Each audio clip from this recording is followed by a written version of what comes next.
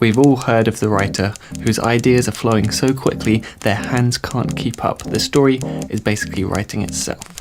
Or the film director who has a conversation with an actor between takes and something just clicks and it brings out the most incredible performance that electrifies the whole set.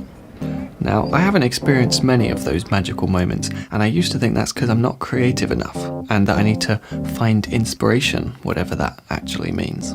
But then I thought about it a bit more and realised that all of these moments of creative magic seem to have one thing in common.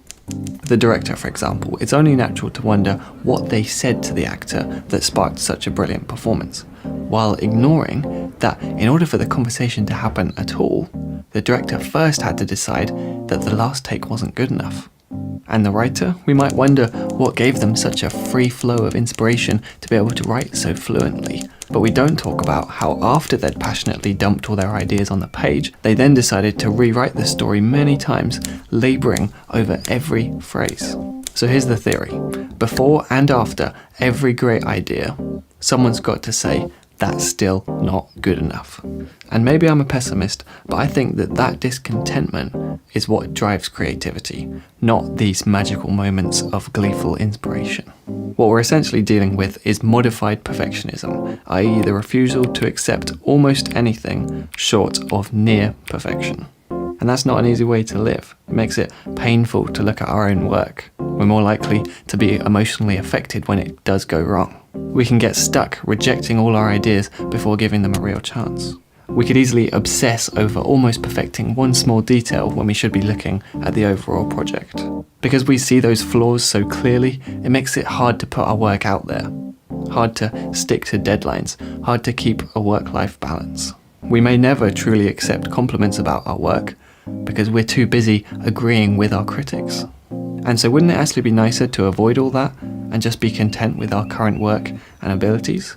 We could choose the jobs that we know we can handle, never going for one we feel underprepared or underqualified for. We could do the bare minimum of work rather than spending our own time and money going the extra mile for the project. And we could tailor our work to what's been successful in the past rather than putting ourselves out there with something risky.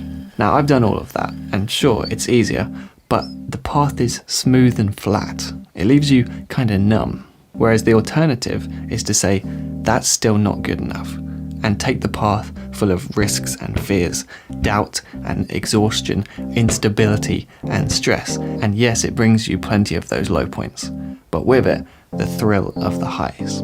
It's like we know that the stories we're writing need conflict, so why are we so scared of it in our actual lives? Now, I'm not sure what to call this. Maybe I hate my work syndrome, or constructive pessimism. Yeah, that's better, where we're quick to find the flaws, but then we make use of them. Here's a real world example.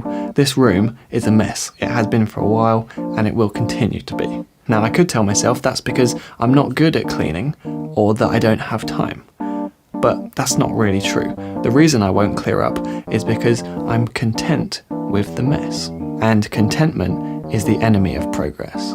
But of course, that doesn't mean that discontentment solves everything. The other day I went rock climbing and I was not content with my abilities at all. I could easily tell that I was not doing well. I had that feeling of this isn't good enough. But instead of using that as fuel to keep me going, I just gave up and thought, you know what, climbing isn't for me. And that's the trap that so many of us fall into. Now, I don't mind if that happens with climbing, to be honest, but when I'm writing a script, or giving feedback to a collaborator, or searching for a filming location, I want to see the flaws, rather than quickly going, yeah, that'll do.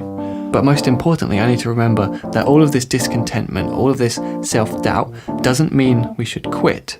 It means we're actually onto something. Because the people who feel the sting of their own inadequacies, and then keep working at it, they are the ones who eventually find the magic.